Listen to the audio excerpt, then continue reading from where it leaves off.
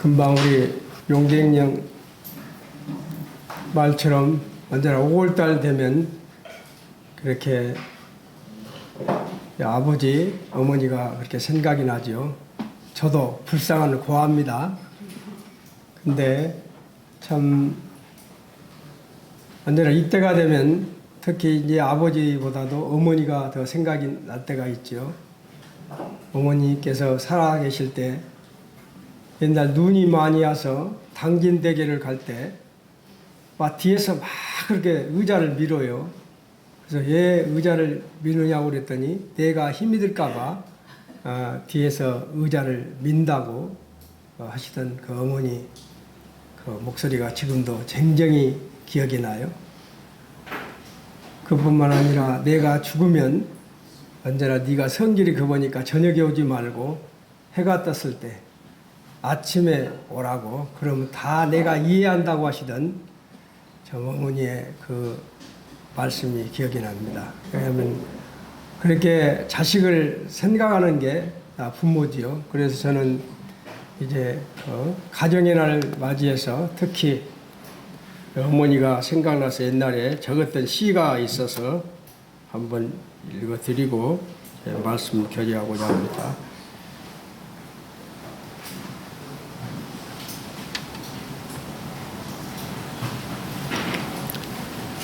어머니의 사랑. 39살에 저를 낳으시고 한없는 사랑으로 끝없는 희생으로 저를 키우시고 새벽이면 기도하시던 어머니 보고 싶습니다. 언제나 티없이 웃으시던 우리 어머니. 군산에서 큰 집에 가시던 날 갑자기 눈이 와서 당진 대교에서 눈길에 차가 앞으로 가지 못하자 차 의자를 미시던 어머니, 네가 힘들까봐 민다 하시던 어머니 보고 싶습니다. 형님 집에 가던 날 내가 밤에 죽거든 저녁에 오지 말고 아침에 오라고 하시던 말씀, 내가 다 이해한다고, 내가 다 안다고 하시던 말씀이 기억에 납니다. 그 뒤로 군산에 오지 못한 어머니 보고 싶습니다. 끝까지 자식을 생각하시던 어머니가 그립습니다. 보고 싶습니다. 살아생전에 어머니에게 효도 못한 것이 후회가 됩니다. 고향 영당에 한 번 더 모시고 못 간 것이 후회가 됩니다. 어머니 보고 싶습니다. 참 제가 제 고향 영당에 이렇게 모시고 가려고 하는데 처음에는 가자고 해놓고 어머니가 안 가려고 하더라고요. 그러면서 네가 가면 이 집 저 집 다 돌아보려면 돈 들고 또 경로당에 가면 그냥 못 가요. 지금은 시골에 가면 먹거리를 많이 사가지고 와야 됩니다. 그래서 이 어머니가 딱 계산을 보고 아들 돈 많이 들어갈 것 같으니까 아예 안 간다고 그러더라고요. 그래서 내가 그때 끝까지 참 어머니를 못 모시고 간 게 지금도 딱 맺혀요. 그래서 다 어버이날을 맞이해서 정말 살아계실 때 부모님에게 효도하는, 정말 전화라도 하루에 꼭 한 번씩 드리는 그런 삶이 되시길 바랍니다. 부모님들은 특히 전화 한 번에 정말 마음이 녹아요. 힘이 되고. 저는 어머니 살아계실 때 하루에 딱 2번 했어요. 집에서도 하고 회사 사무실에서 하고 그렇게 했었는데 여하튼 전화를 자주로 드려서 안부 전화하시는 그런 자녀의 도리를 하시길 바랍니다. 저는 오늘 주제를 성경에서 말하는 자녀 교육에 대해서 말씀을 드리고자 합니다. 먼저 제가 히브리서 11장을 읽고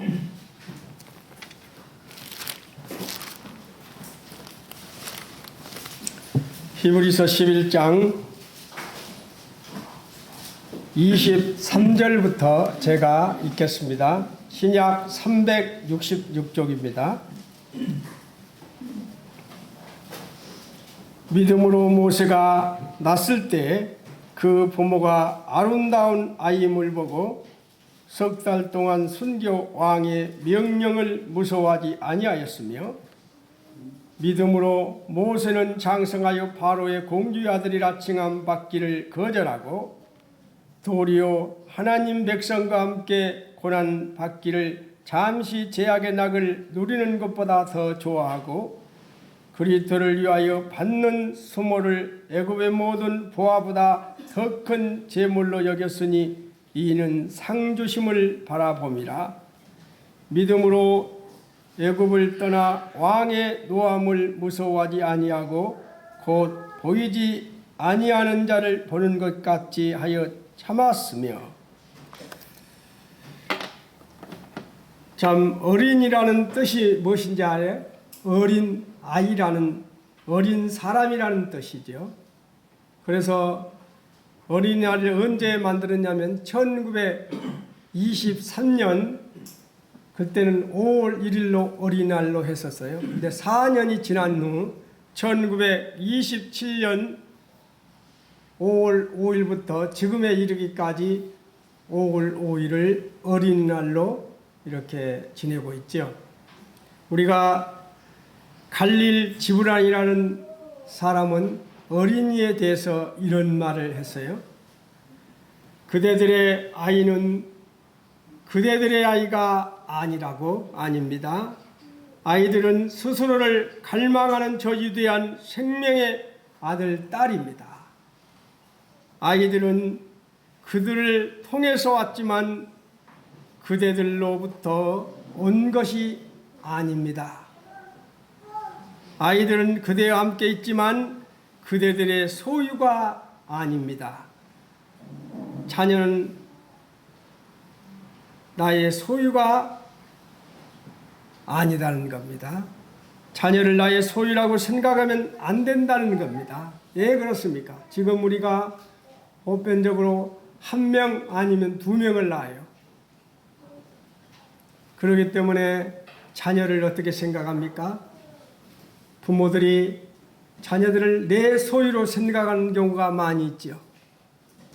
그래서 문제가 생기는 것이죠. 우리는 그래서 이스라엘 사사시대의 역사가 주는 교훈을 잘 새겨보아야 하는 것입니다. 여호수아를 비롯한 가나안 정복 세대들이 다 죽고 난 후에 일어난 다른 세대는 여호와를 알지 못했습니다. 예, 배우지 못했기 때문에 알지 못했던 것이죠. 그리고 여호와께서 이스라엘을 위하여 행하신 그 큰 이적들을 알지 못했습니다. 왜 그렇습니까? 이들에게 가르치지 않았기 때문이죠. 그 결과 사람이 각각 제 소견에 옳은 대로 행하는 이스라엘의 역사에 암흑기가 펼쳐지죠. 무려 300년 동안이 이렇게 죄에 빠져 고통받는 안타까운 역사가 이어지는 것들을 저희들은 이 성경을 통해서 보고 있습니다. 다음 세대를 제대로 교육하지 못한 교육의 실패가 가져온 결과이지요. 그래서 자녀 교육이 얼마나 중요한지 모르는 것입니다. 하나님이 주신 원래의 능력을 이끌어내 잘 발휘하도록 도와주는 것이 바로 교육이죠. 바로 교육이란 하나님이 주신 원래의 능력을 이끌어내서 잘 발휘하도록 도와주는 것이 바로 교육입니다. 모세는 나이가 40이 됐을 때 그에게 중대한 결단을 해야 할 시기가 왔었죠. 참 애굽인으로 살아야 될 것인지 아니면 노예 민족인 이스라엘 사람으로 살아야 될 것인지를 그런 나이 40이 됐을 때 결정을 해야 했었어요. 모세는 애굽의 왕실에서 정규의 교육을 받은 사람이었습니다. 사도행전 7장에서 스데반은 이렇게 말하지요. 설교하면서 모세는 애굽 사람의 학문을 다 배웠다고 말하고 있습니다. 사도행전 7장에서 스데반은 설교하면서 모세는 애굽의 학문을 다 배운 사람이라고. 그러나 모세가 그 이전에 배운 것이 있었다는 것입니다. 모세가 그 이전에 배운 것은 자기의 생모, 자기의 어머니로부터 이스라엘 민족이 어떤 민족인지, 이스라엘 선기는 살아계신 하나님이 어떤 분인지에 대해서 어렸을 때 어머니의 젖꼭지를 물면서 그는 그때부터 교육을 받기 시작한 것이죠. 모세는 애굽 사람으로서 학문을 다 배웠지만 그러나 모세는 그 이전에 배웠다는 것입니다. 누구로부터? 어머니로부터 배웠다는 것이죠. 이스라엘 선기는 살아계신 하나님이 어떤 분인지를 그는 어렸을 때부터 배웠습니다. 아브라함의 하나님, 이삭의 하나님, 야곱의 하나님이 자기 민족 속에서 어떻게 역사하셨고 그리고 하나님께서 이스라엘 민족에게 어떤 미래를 약속하셨는지를 그는 가슴에 안고 살았다는 거예요. 그것이 한순간에 나오는 것이 아니지요. 그러한 연속 반복된 교육과 하나님께서 이스라엘 민족에게 어떤 미래를 약속하셨는지를 그는 가슴에 담고 있었기 때문에 그 40의 나이에 중대한 결정을 할 수 있었던 것입니다. 짧은 어린 시절의 기간이었지만 그가 살아있는 교육으로 그는 이제 애굽과 이스라엘 사이에 결정을 해야 했습니다. 그게 쉬운 문제가 아니죠. 자기를 키워준 양물을 40년간 키워준 양물을 박절하게 거절한다는 것이 쉬운 일이 아니지요. 하나님의 교육을 우선으로 선택할 것인가 애굽의 합리적인 사고를 결정할 것인가 둘 중에 하나를 선택해야 했습니다. 성경은 말합니다. 믿음으로 모세는 장서가요 바로의 공주의 아들이라 칭함을 거절하고 애굽의 바로의 공주의 아들이라 칭함을 거절했다는 말은 무슨 뜻입니까? 애굽의 그 놀라운 권세를 다 버렸다는 것입니다. 그게 쉬운 문제가 아니지요. 모세는 많은 권력을 가졌지는 않지만 그러나 어느 정도의 권력을 가지고 있는 왕자였습니다. 권력의 속성을 아는 사람들은 이 권력이 얼마나 큰 유혹인지를 알고 있지요. 국회의원 한번 되고 나면 국회의원 그 다음에 하려고 하던가요? 안 하려고 하던가요? 어떤 분은 부산에서 국회의원 하기 위해서 12년을 그 지역구를 돌고 있는 분을 봤어요. 12년을 국회의원이 되고야 말겠다고. 그런데 이번에도 여론조사에는 다 이겼는데 까보니까 져버렸어요. 왜 그렇습니까? 권력의 맛이 어떤 것인지를 알기 때문에 그런 것이죠. 그런데 모세는 그러한 모든 왕자로서 누릴 수 있는 모든 것을 다 버렸다는 것입니다. 그게 쉬운 게 아니지요. 모세는 그가 귀한 자리인 바로의 공주의 아들이라 칭함을 거절했다는 것입니다. 바로 이것이 무엇입니까? 어릴 때 어머니에게 받은 교육이 그러한 효과가 난 것이지요. 모세의 어머니가 누구지요? 누구야 하진? 요게벳은 맞죠. 바로 모세의 어머니 요게벳은 모세를 낳고 애굽의 앙실로 보내기까지 이야기는 출애굽기 2장 1절부터 10절까지 보면 거기에 모세의 어머니 이름은 한마디도 나오지 않습니다. 어머니 이름은 나오지 않고 어떤 이름으로 나옵니까? 네이의 여자, 그리고 그 여자, 그 아이의 어머니 여인동으로만 표현되고 있어요. 모세의 어머니 요셉의 말은 일체 나오지 않습니다. 단 성경에 두 군데가 등장하는데 출애굽기 6장에서 그리고 민수기 26장 59절에서 두 군데 딱 나와요. 비록 성경에 그 모세 어머니가 이름이 두 번밖에 나오지 않지만 그 어머니의 교육은 우리가 인정할 만한 교육인 것이죠. 그 아들이 어떠한 행동을 했는가를 통해서 그 어머니가 어떻게 교육을 시켰는가를 우리는 알 수가 있는 것입니다. 모세의 아버지 아므람과 네이의 이렇게 족보를 보면 좀 이상해요. 어떻게 보면 고모와 조카 사이가 되죠. 족보를 이렇게 보면은 모세의 아버지 아므람은 네이의 손자가 되고 모세의 어머니 요셉에서는 네이의 딸이 돼요. 그때는 나이들이 많이 먹었었지요.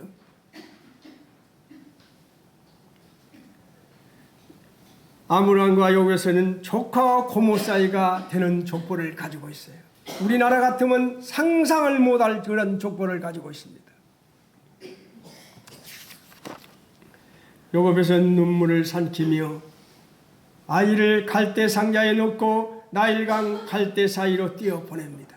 성도님들, 모세 어머니가 다른 것도 많은데 갈대로 모세 갈대 상자를 만들었을까요? 갈대 상자로 만들었을까요? 악어가 제일 싫어하는 게 뭔지 아십니까? 갈대입니다. 악어가. 그러기 때문에 갈대 상자로 만들어서 역청을 바르고 또 나무에서 나오는 그 송진 같은 걸로 발라서 물이 들어오지 못하게 해서 히브리인들의 담요를 깔아서 모세를 그 안에 누워서 그것도 어디라 누워 합니까? 갈대 상자에 넣어서 나일강과 갈대 사이로 띄었더라고 나옵니다. 그냥 띄운 게 아니라 갈대 사이를 끼워서 그 갈대 상자가 지나가게 만들었다는 거예요. 왜요? 악어가 싫어하기 때문에 갈대 상자를 침범 못하도록 또 갈대들이 숲이 많은 그곳에 지나가게 만든 것이죠. 그러면서 모세의 어머니 요셉에서는 이런 그 아들을 그 갈대 상자에 띄워놓고 3개월 만에 보낼 때 그 어머니의 심정을 생각해 보셨습니까? 나의 삶의 찬주인 나의 참 부모이신 하나님 그 손에 너의 삶을 맡긴다. 어머니는 이렇게 기도하고 있습니다. 너의 삶의 찬주인 너를 이끄시는 주 하나님 그 손에 너의 삶을 드린다.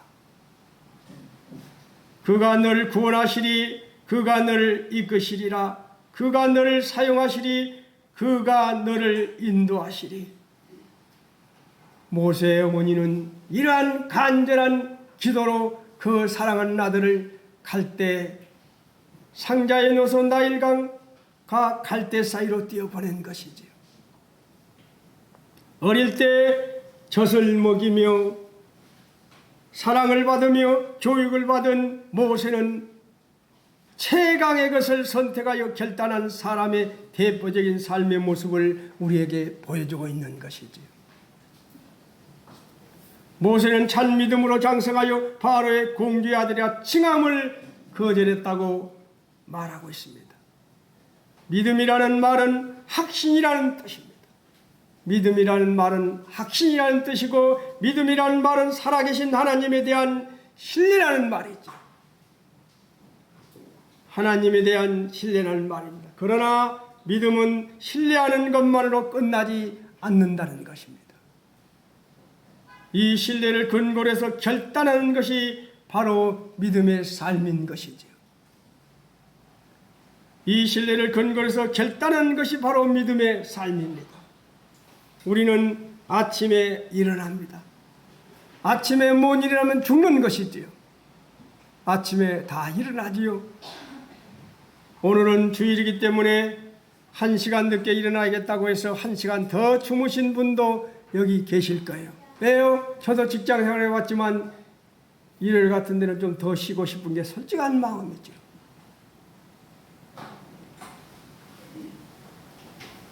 어떤 분은 생각난 김에 오늘 주일이니까 자리에서 발딱 일어나서 아침 일어나서 성경 말씀 보고 기도한 분도 계실 것입니다. 10분만 더 5분만 더 졸다가 1시간 2시간을 넘기는 것도 우리의 삶이죠.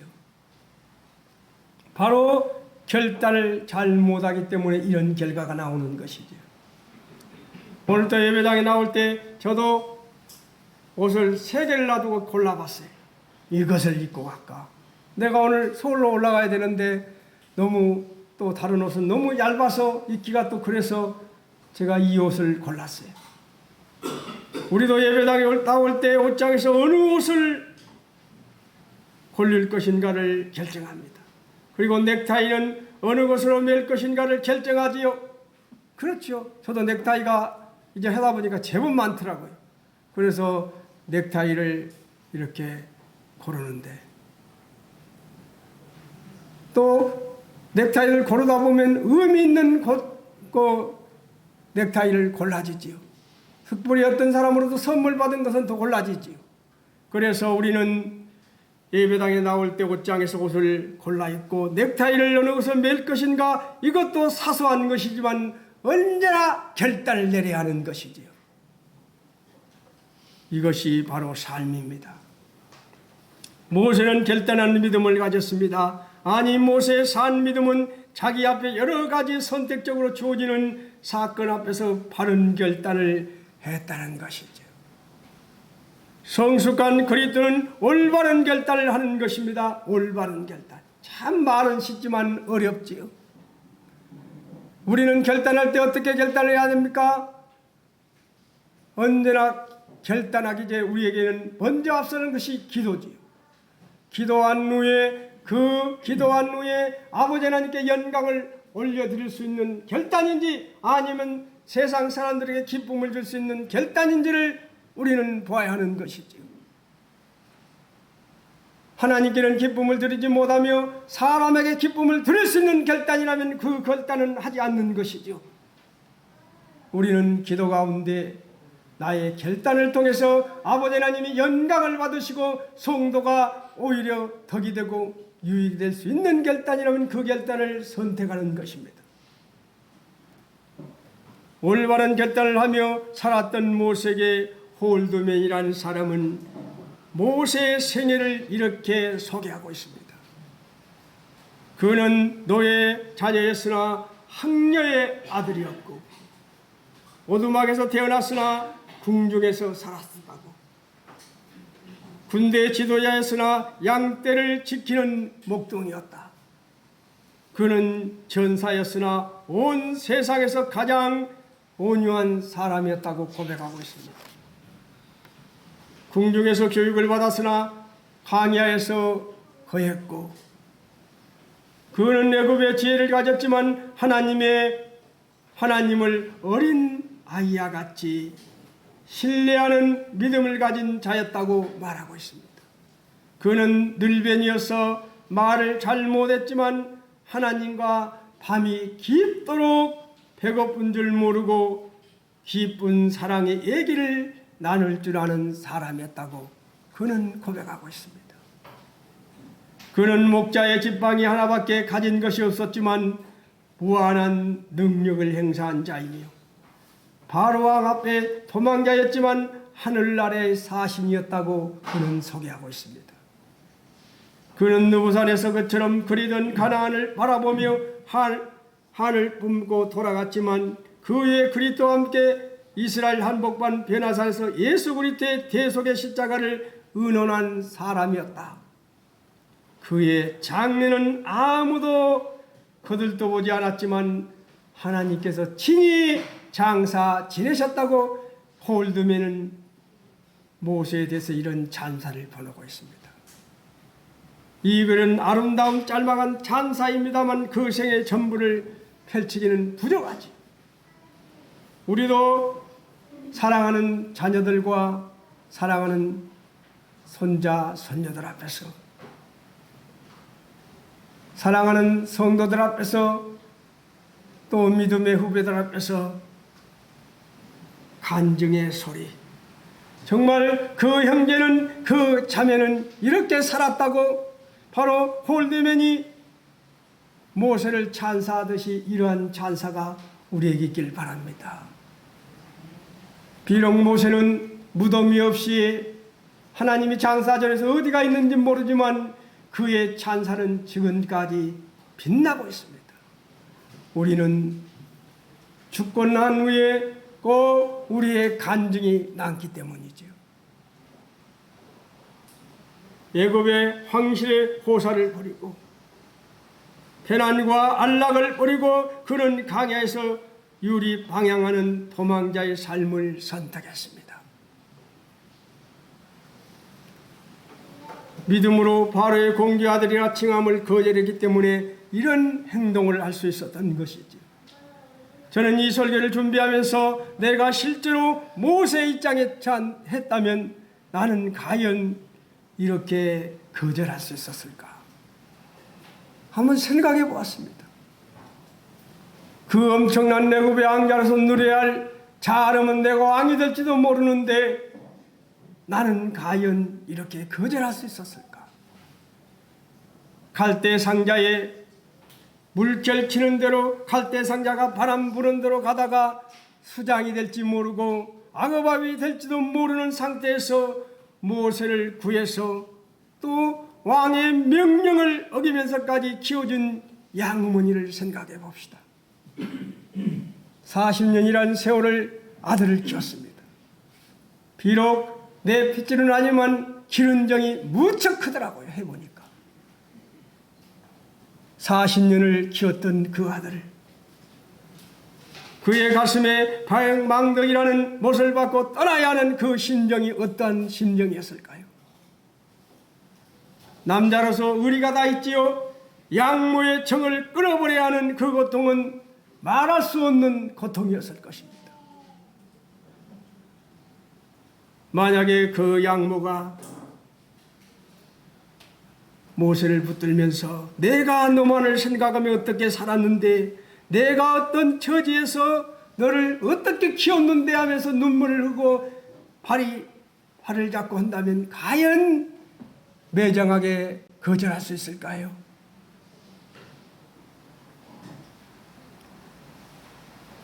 이런 거절할 수 있었던 이유는 그는 정을 잘랐었던 이유는 하나님의 뜻이 무엇인지를 알았기 때문에 잘라낸 것이지요. 어떤 것이 하나님께 기쁨을 드리는 길이기에 그 모세는 그 정과 모든 것을 잘라낸 것이지요. 그는 거절하는 믿음을 가진 것이지요. 믿음의 사람들은 거절할 줄 아는 사람이었다는 것입니다. 세상의 뜻과 하나님의 뜻이 어떻게 다른지 알아야 합니다. 하나님께서 귀하게 보시는 것과 하나님께서 멸시하는 것이 어떤 것인지를 알아야 하는 것이지요. 그런 사람만이 바른 결정을 하게 되는 것입니다. 믿음은 하나님만이 주실 수 있는 영원한 기쁨을 위하여 잠시 제약의 낙을 누리는 것이라는 것을 하나님의 사람 모세는 그의 삶으로 입증을 한 것이지요. 거절할 때 거절할 줄 아는 사람, 이런 용기 있는 사람이 이 시대에 필요한 것입니다. 성도님들, 선택의 기회가 주어졌을 때 하나님의 뜻을 쫓기 위해 무엇을 버렸습니까? 지금까지 무엇을 버렸습니까? 하나님을 위해서 무엇을 버렸습니까? 믿음은 아닌 것을 아니라고 말하는 것이 믿음이지요. 믿음은 버릴 것을 버리는 용기를 갖게 해주는 것이지요. 바로 신앙생활은 거절하는 데서부터 시작하는 것이지요. 자기 이익만을 추구하며 자기에게 좋은 것만 찾아다니며 하나님의 뜻을 멸시하는 무수한 사람들이 있는 이런 시대에 모세는 믿음으로 거절할 것을 거절하는 용기를 우리에게 가르쳐 줬다는 것입니다. 믿음은 결정입니다. 우리도 살아가면서 모세 같은 그러한 결정과 그러한 선택으로 아버지는 영광을 올려드리는 삶이 되시길 바랍니다. 그리고 이러한 결정을 통해서 건강한 가정이 되기를 바랍니다. 아굴라 브리스가 같은 부부처럼 사랑의 부부로, 섬김의 부부로, 봉사의 부부로, 헌신의 부부로, 교회에서는 일꾼의 부부로 빛의 열매를 맺으며 성령의 열매를 맺는 그러한 가정이 되시기를 바랍니다. 그리고 마땅히 행할 일을 아이에게 가르치라. 그리하면 늙어도 그것을 떠나지 아니하리라고 잠언 22장 4절에 말하고 있습니다. 아이들이 태어나면 어머니의 사랑의 교육이 필요한 것이죠. 모세, 사무엘, 디모데는 어머니의 영향에 매우 컸음을 알 수 있습니다. 그 다음에 아버지에게 교훈을 할 수 있는 책임이 주어지는 것이죠. 그렇게 어머니와 아버지의 교육에는 각각 다른 의미가 주어지는 것이죠. 사랑의 하나님을 보여주는 것은 어머니입니다. 그렇죠? 사랑의 하나님을 보여주는 것은 어머니예요. 사랑의 하나님을 보여주는 것은 어머니의 책임이었습니다. 아버지의 공의의 하나님을 보여주는 것은 아버지지요. 맞지요? 공의의 하나님을 보여주는 것은 아버지입니다. 공의의 하나님을 보여주는 것은 아버지의 책임이지요. 우리나라에서는 아버지가 앉는 의자에 막 앉지요. 유대인들은 아버지가 앉는 의자에는 절대 안 앉습니다. 그만치 아버지의 권위를 세워주는 거예요. 우리나라는 자녀들과 같이 목욕탕에 많이 발가벗고 아버지랑 같이 가서 모여가지요.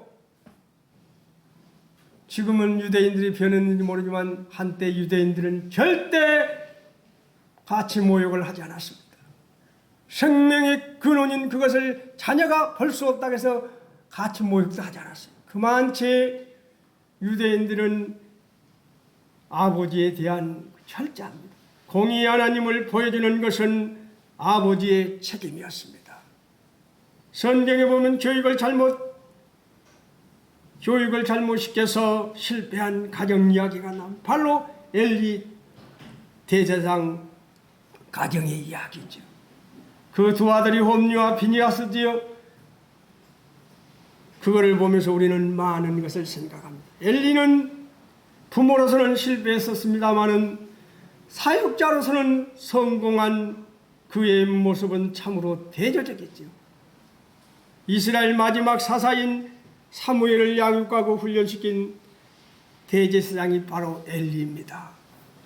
바로 이스라엘 민족의 지도를 양성시켰어요. 바로 사무엘을 양성시킨 사람이 엘리예요.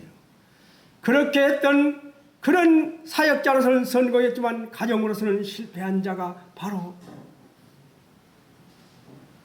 엘리 제사장입니다. 엘리 제사장 보면 사무엘상 3장 13장 14절에 보면 이런 무서운 말이 있어요. 내가 그의 집을 영원히 심판하겠다고 그에게 말한 것은 그가 아직 죄악 때문이니 이는 그가 자기의 아들들의 저주를 자청하되 금하지 아니하였음이니라. 그러므로 내가 엘리의 집에 대하여 명세하기를 엘리의 집의 죄악은 뭐라고요? 제물로나 예물로나 영원히 속죄함을 받지 못하리라. 얼마나 무서운 말입니까?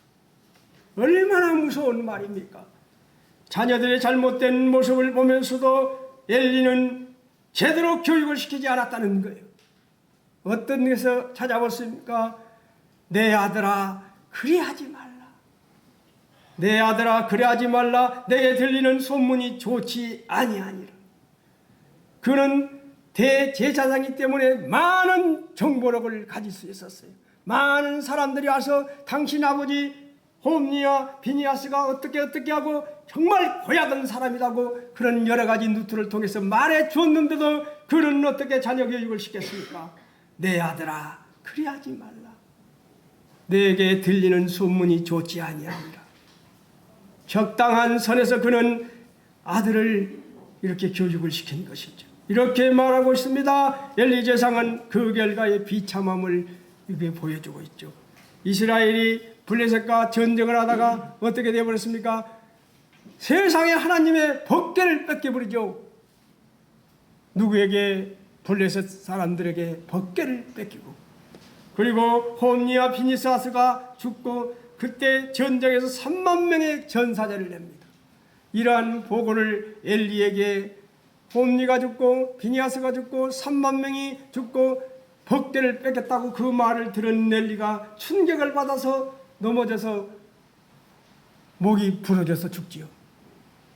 그리고 둘째 며느리 비니아스가 아기를 낳다가 죽지요.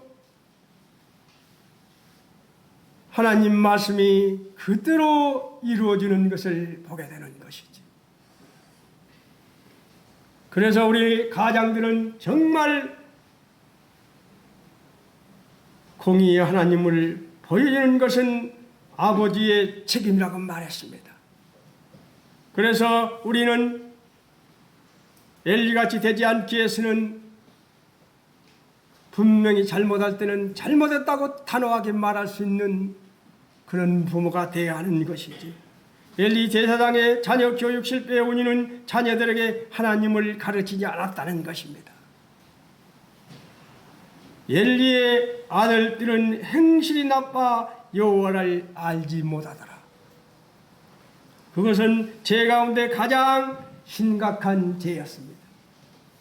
그 아들들은 제사를 멸시했습니다. 이 말은 예배를 소홀했다는 말입니다. 성도님들은, 자녀들은 정말 하나님을 알고 있습니까? 교회에 다니냐는 질문이 아닙니다. 진정 하나님을 발견하고 그분을 만나고 마땅히 하나님 앞에 해야 할 일들을 하는 자녀들로 양육하고 있느냐는 말입니다. 단순히 교회에 다니는 법을 가르치라는 말이 아니지요. 하나님을 가르치지 않아서 자식들이 망하는 것이죠. 성경에 분명히 말하고 있습니다. 사무엘상 2장 22절에 보면 엘리 아들들이 해망문에서 수종드는 여인들과 동침했다는 이야기가 나옵니다. 있을 수 없는 일이지요. 대제사장의 아들이 어디서 세상에 해망문 있는 곳에서 수종드는 여자와 동침을 했다는 겁니다. 있을 수 있습니까? 이런 소리를 엘리는 다 들었어요. 그런데 엘리는 아들아 그러지 마라. 있을 수 없는 일이죠. 타락의 정도가 어느 정도인지를 알 수 있었습니다. 비참한 일이 벌어지고 있는 것입니다. 성경적인 자녀 교육은 분명하게 말하고 있어요. 지금 우리나라의 일부 교육관들, 이상한 교육관들에 대해서 이상한 것들을 교육시키고 있죠. 정말 있을 수 없는 그런 교육들을 시키고 있습니다. 선생님이 애를 때려야 되는 게 맞지요, 잘못하면. 그런데 때릴 수가 없는 이런 나라가 되어버렸어요. 성경적인 자녀 교육은 분명히 말합니다. 매를 아끼는 자는 그의 자식을 미워함이라. 자식을 사랑하는 자는 근실히 징계한다고 분명히 말하고 있습니다. 아이들을 때리면서 가르치세요. 저는 제 아들들 때린 적은 그리 없는데 제 아내는 부산에 있는 한교생 형제가 당구대 있죠. 당구대를 잘라서 선물했어요. 열로 때리라고. 당구대로.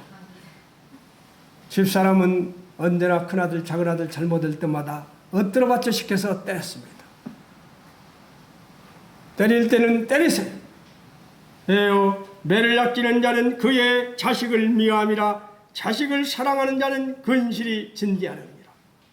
오냐 하는 것이 문제라는 것입니다.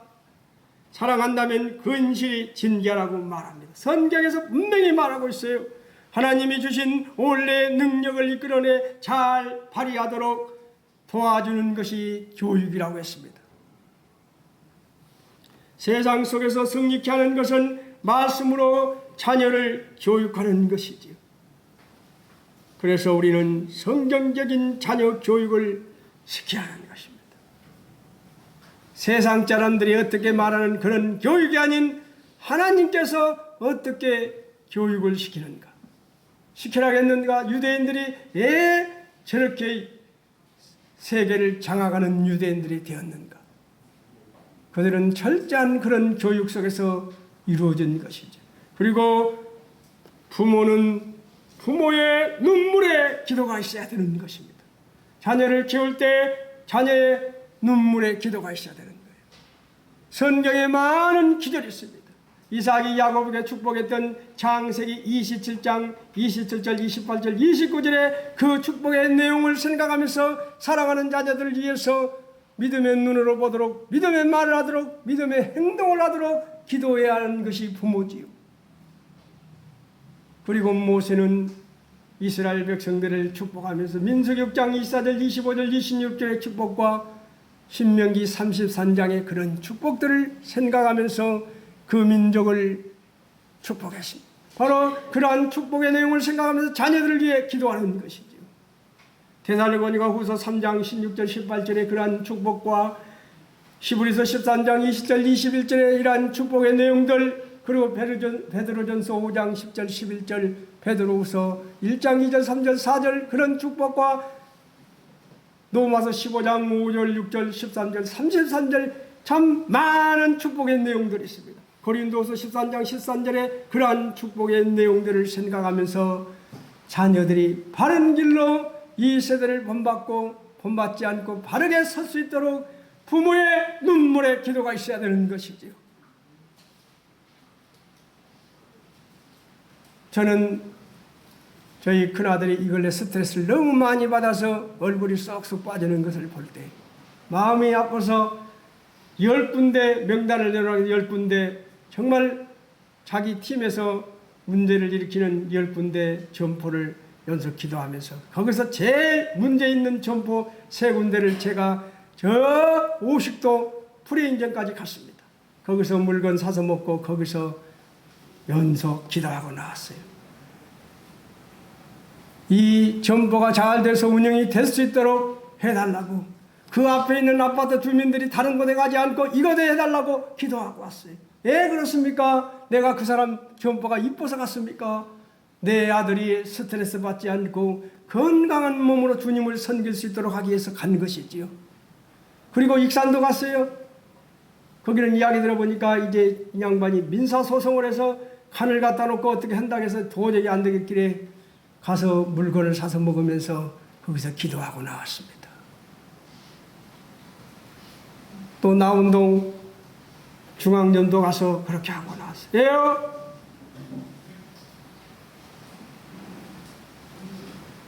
스트레스 받지 않고 정말 주님만을 바라보며 살 수 있도록 하기 위해서 기도하는 것이죠. 바로 우리의 부모의 눈물의 기도가 우리에게 필요한 때입니다. 정말 우리는 눈물의 기도로, 그리고 성경적인 그런 말씀 가운데 자녀를 교육해야 하는 것이요. 오냐 키우지 마시고 말씀만 해서 단호하게 키우시길 바랍니다. 그러면 바르게 성장할 것입니다.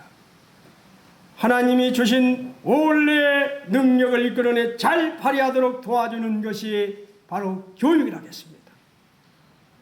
교육을 통해서 사랑하는 자녀들이 믿음 안에서 성장할 수 있도록 교육시키시고 부모들은 기도하시고 하시길 바랍니다. 이상으로 말씀을 마치겠습니다. 기도하겠습니다.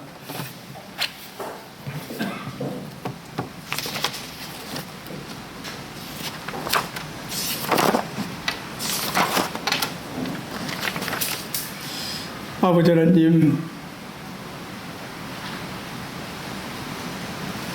5월달은 가정의 달입니다.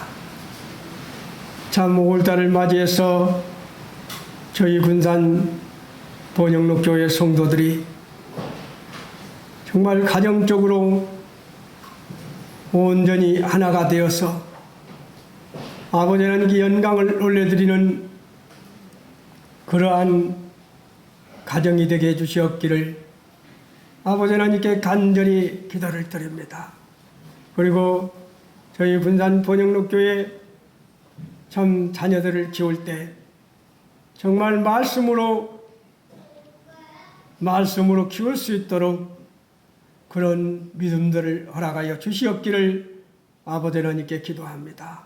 그리고 모세처럼 정말 아버지 하나님께 영광을 올려드리는 결정을 하고 아버지 하나님께 영광을 올려드리는 그런 선택을 할 수 있도록 아버지 하나님께 영광을 돌리지 못하고 사람에게 기쁨을 줄 수 있는 그러한 선택이라면 단호하게 거절할 수 있는 그러한 믿음들, 그런 분별력들을 저희 군산 번영록교회 성도들에게 허락하여 주시옵기를 아버지 하나님께 간절히 기도합니다. 아버지는 저희 군산 번영록교회 성도들이 정말 아굴라 브리슬라 부부처럼 사랑의 부부로, 선김의 부부로, 봉사의 부부로, 헌신의 부부로, 교회에서는 일꾼의 부부로 의로움과 진실함과 착함으로 빛의 열매를 맺을 수 있는 부부들이 되게 해주시고 사랑과 희락과 평과 오래 참음과 자비와 양성과 충성과 온유와 절제로 성령의 열매를 맺는 그러한 부부들이 되게 해주셔서 건강한 가정 이루게 해주시옵기를 아버지 하나님께 기도합니다. 그리고 아버지 하나님 5월 18일 날 참 우리 박준기 형제 정혜신 자매의 둘째 아들 정석 형제가 아버지는 강주에서 결혼합니다. 아버지는 그래서 이 가정이 정석이 형제가 지금까지 장기 방학을 내고 있사온데 이러한 결혼 후에 그런 장기 방학을 끝내고 아내와 같이 교회에 나와서 다시 신앙생활하고 아내에게도 전도하는 그런 아름다운 가정을 이룰 수 있도록 아버지 하나님 축복해 주시옵기를 아버지 하나님께 기도를 드립니다. 그리고 아버지 하나님 오늘 비가 오는데 저희 군산 번영록교회 성도들이 어버이날을 이제 맞이해서 고향으로 가고 움직일 때마다 지켜주시고 보호막 쳐주셔서 안전 운행을 할 수 있도록 은혜를 베풀어 주시옵소서. 감사합니다. 존귀하신 예수님 이름으로 감사하며 기도를 드리옵나이다.